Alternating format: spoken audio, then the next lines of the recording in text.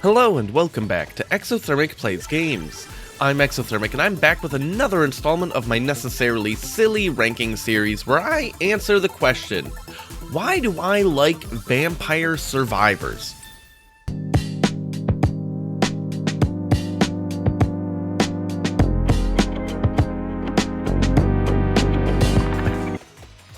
I'm awful at bullet hell. Just truly awful.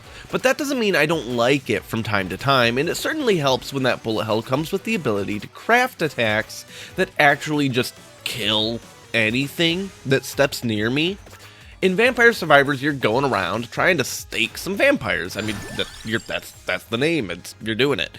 But before you can do that, you have to fight off their enormous, endless armies. You pick a character, which at the start, you have a few options, but since this is a roguelike, you unlock a ton more as you go, and each one has some pretty fun bonuses. You start with one attack and a bonus on each character. The attack can be a magic wand that shoots a range bolt or something. It can be a whip, which attacks the direction you're facing, or garlic, which just creates a damage aura around yourself. There's a lot more, but those are just some examples. Abilities might be something that scales with your level, just like a damage boost or an experience gain, but it can also be a more static bonus, like increasing the area of your attacks by 30%, but choosing your character only goes so far because you'll customize things a lot more as you keep going. Killing enemies drops these little gems, and each gem is worth experience. Gain enough and you level up. Each time you do so, you select one of 3 skills to level. Remember that whip attack? Leveling it up not only can increase the damage it deals, sure, but it can also make it attack faster or even attack in multiple directions at once. Think that sounds fun? Well, it's only the start. Leveling up one skill can feel like a nice power boost, but when you start learning multiple skills and attacks and really mixing and matching, you can get some crazy combos going on. That garlic attack I mentioned earlier, if you combine that with something that increases the area of your skills, and then you also get the lightning ring, which strikes down lightning on random enemies while also getting a skill that decreases the cooldown between your attacks, can just evaporate entire screens without really having to move. Of course, you're going to want to move.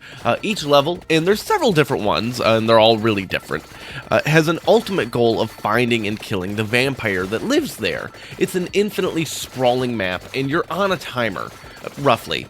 Kill enemies, destroy items, and search for loot that also levels up your stuff. Some loot, however, you only find once, and they provide bonuses that you keep with you for the rest of the game.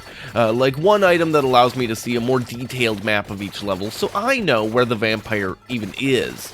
Just because you can find them, however, doesn't mean you'll kill them when you get there, as their coffin only opens after so long you've been alive, so you need to survive long enough against all of these enemies. To that end, some enemies are elite versions of other monsters you may find, and they drop chests. What's in a chest? What isn't in a chest? Do you like gambling? Do you like going to the casino? Maybe you like slot machines and all of the pretty lights and the sounds and the whole dopamine hit from that? When I told some friends that I was finally checking out Vampire Survivors, I basically was told by them, "Oh wow, sorry for the new addiction." Turns out, I have no idea what they're talking about. I don't mind casinos, but I'm not really a gambler. I'm not really that into slot machines. So when I pick up a chest and it's random basically how much stuff you get. And there's an animation that goes to suit. So you know immediately if you got a really good chest. It's like tons of coins shooting out, just crazy amounts. And there's lots of sound and light and all of this stuff, like a slot machine. So I pick up the chest and coins and stuff just start erupting out of it uncontrollably. It's nice. Getting these huge wombo combos that obliterate everything on the screen is nice. It's fun even, but I'm not losing track of time with this game like I was told I would. This isn't Balatro to me. It's not allowing me to time travel because, just one more run. And part of that is also, I think, that I know how long a run can take. I mentioned there's a timer. It's not really a fixed timer, but after 30 minutes in a level, Death spawns, who is unkillable and will kill you. You can outrun one Reaper, sure, no worries.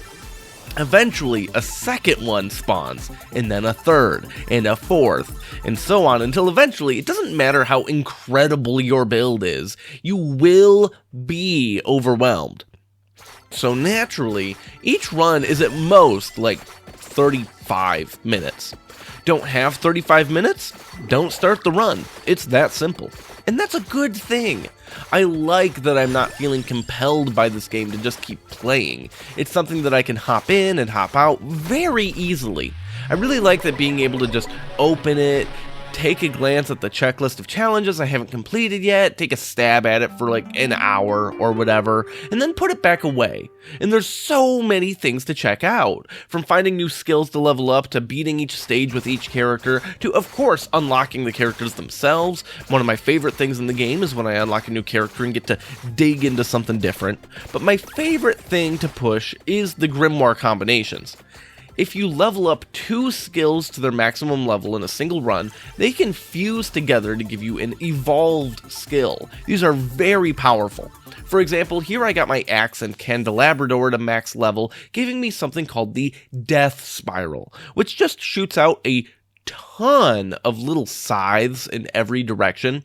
It's sick. It's incredible. It's powerful. It's only one of a huge amount of possible combinations.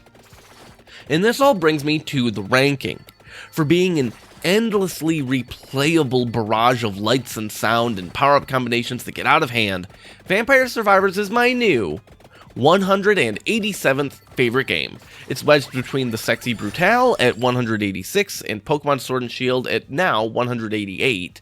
Some other nearby games are Terraria at 185, Hotline Miami at 193, and Crazy Taxi at 181. To a lot of people, this ranking may seem low. I know that this is a beloved game by many people, but I'm just not big on the slot machines, and while the big combos are a lot of fun, actually an insane amount of fun, I feel like I have to wait too long to get to them each run. Like, I've spent an hour and a half on runs that just don't go my way before, and I don't even live like 10 minutes in any of them, meaning I don't ramp up into any of the cool stuff. I'm not saying that every single run needs to be amazing or anything, but for a game that people hyped up and told me to be prepared for it to consume my life and spend thousands of hours on, it simply hasn't done quite that. And while I didn't record any, there's multiplayer, but it's only local, and that makes it a bit difficult logistically, which is unfortunate because the multiplayer is very fun. Also, while I still don't think I'll spend thousands of hours on Vampire Survivors, I might spend hundreds of hours. It'll just be over the course of like the next 5 years, almost exclusively on my Steam Deck in bed. A little bit here, a little bit there, and I think that's a pretty damn good sign of a pretty damn good game. But that's me for today, so thank you so much for watching. I know the rate of videos has slowed down a lot, so for those of you sticking around, I really appreciate it, and I hope you enjoyed this video. I know a number of people were really looking forward to this one, and I'm eager to hear what you think in the comments or in Discord or wherever, but I'm heading out, so you have a great rest of your day. Goodbye.